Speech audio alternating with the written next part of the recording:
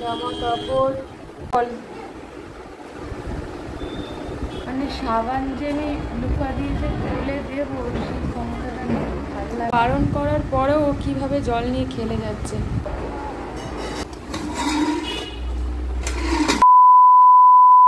Good morning সকলকে। এখন ঘড়িতে বাজে 10:30। এই খানিকক্ষণ হলো ঘুম থেকে উঠেছি। সূর্য সমস্ত কাজকর্মগুলো করছে। এখানে যেহেতু সিঙ্কটা নেই না, বাসন মাজার ভীষণ অসুবিধা হয়। আর মানে ব্রাশ করছে। আর আমাদের যে বিছানাটা দিয়েছে সেই বিছানাটা এতটা ছোট, তিনজনের মানে আমার একটু অসুবিধা হয়ে যাচ্ছে। পেটে যেহেতু স্টিচটা রয়েছে, শুতে এপাশ ফিরতে, তারপরে মানি রয়েছে ছোট, পা ফা দিয়ে দেবে, ওই জন্য সূর্য নিচেই শুচ্ছিল।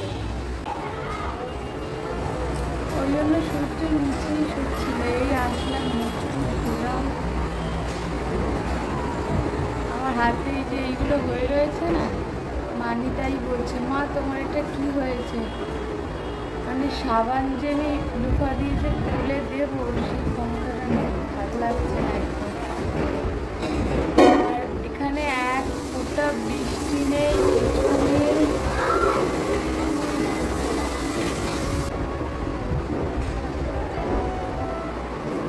কফি খেতে ইচ্ছে করছে, কাঁদতে পারছি না। সকালবেলা ব্রেকফাস্ট তো করলাম, ডিম সেদ্ধ আর কলা। তাও ডিম সেদ্ধটা কি আমাকে সূর্য ঘষে ঘষে, গ্রেটারে ঘষে ঘষে আমাকে ডিম সেদ্ধটা দিয়েছে। গ্রেটারে ঘষে ঘষে সূর্য আমাকে ডিম সেদ্ধটা দিয়েছে। মানে কোনো কিছু গিলতে গেলে, কলায় যেহেতু পাইপ ঢোকানো ছিল, গিলতে গেলে আমার এই দিকটা আর এই দিকটা ভীষণভাবে কষ্ট হচ্ছে। মানে ওপরে টাগলাটা কিছু ঠেকলে, শক্ত কিছু ঠেকলে খুব কষ্ট হচ্ছে। আমি যখন বাড়ি আসি, মানে হসপিটালে যখন বাড়ি আসি, ঘরের অবস্থা এমন হয়ে রয়েছে।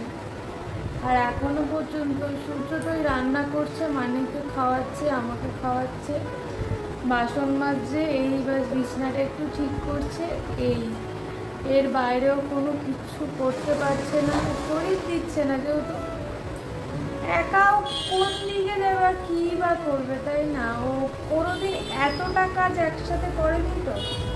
আর মানিক চান হয়ে গেছে, বদমাশি কি হারে করছে দেখো। আমাদের আবার গ্যাস শেষ হয়ে গেছে আজকে। এই দেখো ঘরের অবস্থা, দেখো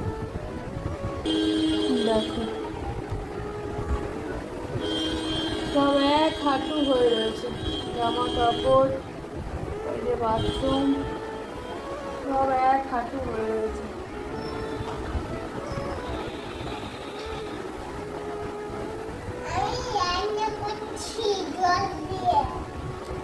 ওকে বারণ করছি জল নিয়ে খেলিস না, তাও খেলছে। সব গোছাবো, আমার শরীরটা ভাল লাগুক। সূর্য বলছে থাক, সব যেমন আছে তেমন থাক, কিচ্ছু ভাল লাগছে না গোছাতে আর করতে।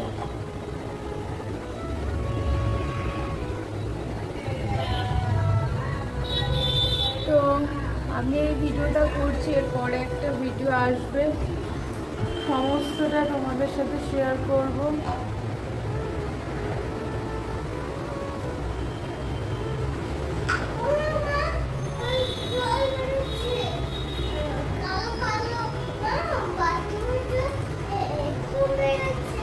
না, বাথরুমে জল নেবে না, দরজাটা দিয়ে এসো তো। দরজাটা দিয়ে দাও মা। আমি তোমাদের সাথে সব কিছু শেয়ার করেছিলাম। আমার অপারেশনের জন্য 50,000 বলেছিল ডক্টর। সমস্ত আমাদের যে কথোপকথন হয়েছে সবটা তোমাদের সাথে শেয়ার করেছিলাম। কিন্তু আমার যখন এমআরসিপি রিপোর্টে আসে, ম্যাডাম বলে তোমার নাড়ে ইনফেকশন হয়ে গেছে, মানে নাড়ে জলের মতো জমে গেছে।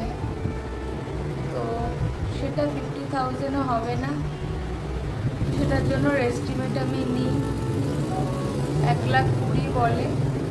তো আমার যদি ইনফেকশনটা না হতো তাহলে হয়তো আমার 50,000 টাকার হয়ে যেত। ওষুধপত্র নিয়ে 5-6 হাজার টাকা করে চললাম, কিন্তু আমার ওষুধ লেগেছে 11,700 সামথিং ওষুধ লেগেছে। তো আমার পেটে 5টা ফুটো করেছে, ভীষণ কষ্ট হচ্ছে। মানে যেটা হয় ব্যথা আত্রা এগুলো হয়, উঠতে বসতে শুধু একটু কষ্ট হচ্ছে। এমনি আমি ঠিক আছি, ভালো আছি। তোমাদের জন্য তো সম্ভব হয়েছে, এত ভালো জায়গায় আমি অপারেশনটা করাতে পেরেছি। দিও না মা, এমনি বড় নিয়ে লাগবে।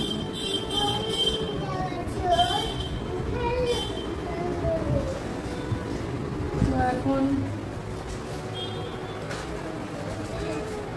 আমি সমস্ত কিছু তো তোমাদের সাথে শেয়ার করেছিলাম যে আমাকে আইসিইউতে রাখতে হতে পারে 5-6 ঘন্টার অপারেশন।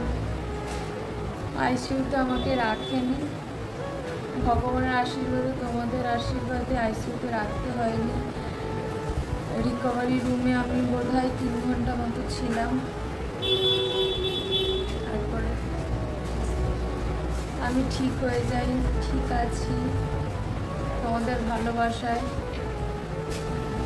তো এখনও আমাদেরকে এখানেই থাকতে হবে, যেহেতু আমাকে কেমোর প্রসেসটা চালাতে হবে। আমার ওরাল কেমো বা রেডিওথেরাপি যেটাই হোক না কেন, গলব্লাডার স্টোনের যে ইনফেকশনটা হয়ে গেছে, নাড়ে যেখানে যে গলব্লাডারের যে নালিটা, সেই নালিটাতে ইনফেকশনটা হয়ে গেছিলো। তো কোনোভাবে কোনো কিছু ট্রিটমেন্ট করা সম্ভব হচ্ছিল না, অপারেশনটা মাস্ট বি ছিল। সবটাই তোমাদের সাথে শেয়ার করব।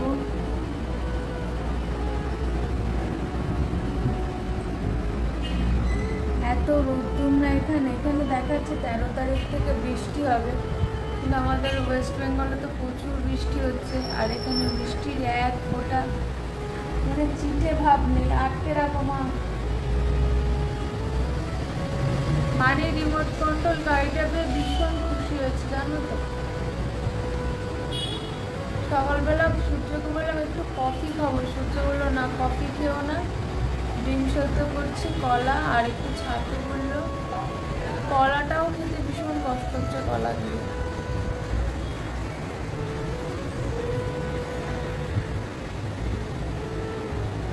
কালকে যেন বাদর এসছিল এখানে, জানলাটায় বাদর এসছিল। ওকে আবার 2টো কলা দিলাম। তখনই হট করে শুয়ে ওঠা আমার তো বারণ, বুঝতে গেছি পেটটায় টান লেগেছে।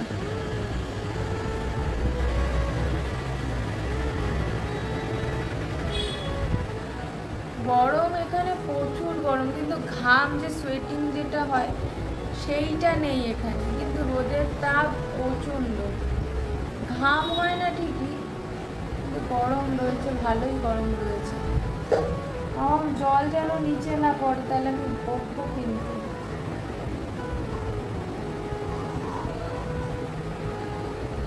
যেই ঘরটাতে ছিলাম, হোটেলটা যেখানে চেঞ্জ করলাম, সেটা তো একদম ঘুপটির মধ্যে ছিল, ভীষণ কষ্ট হচ্ছিল।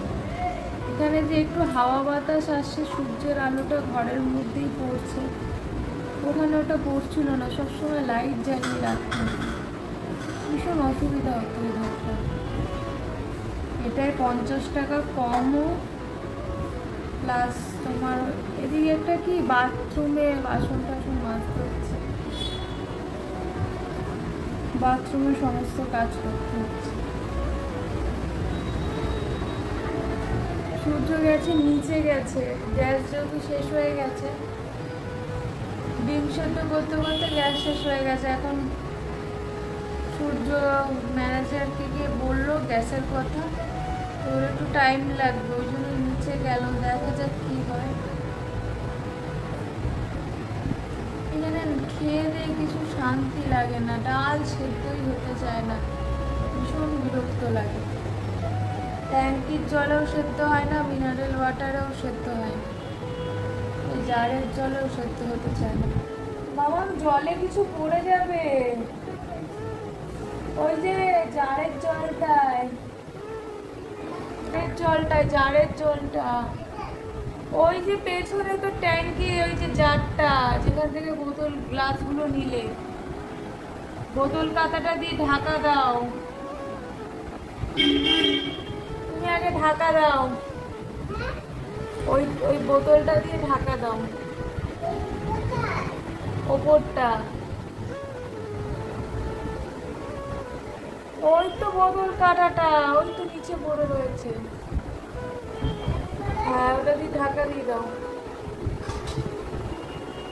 ছিপিটা আটকাও।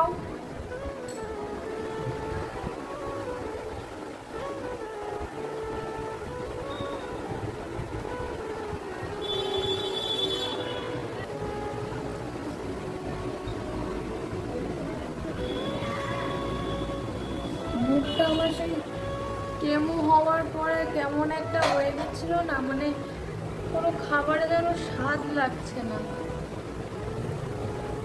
ওই রকম আমার লাগছে, কেমন একটা ভীতি গিচ্ছিরি, কিচ্ছু খেয়ে শান্তি পাচ্ছি না, খালি বমি পাচ্ছি, খালি বমি পাচ্ছি, আর জিভটা কেমন লাল হয়ে গেছে। সেই জ্বর হলো মাঝে, জ্বর হওয়ার পরেই জিভে কোনো স্বাদ পাচ্ছি না।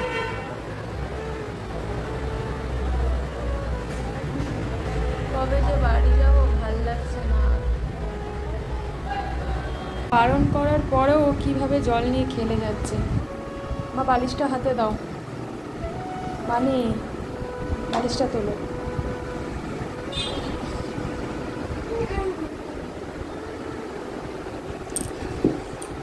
তুমি মোছো আগে, জলটা পড়ে যাবো আমি, তুমি জলটা আগে মোছো। হ্যাঁ জলটা ফেলো, হ্যাঁ জলটা ফেলো, সব জলে জল করো না, করো না মা, ওই নাইটিটা দিয়ে মোছো জলটা, সব এক জামা কাপড় জমেছে, কখন কাচবে কি করবে কে জানে। এখনো তোমার পায়ের কাছে জল,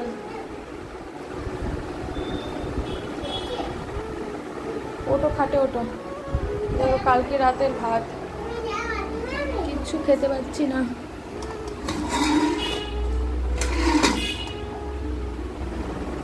এক হাঁটু হয়ে রয়েছে।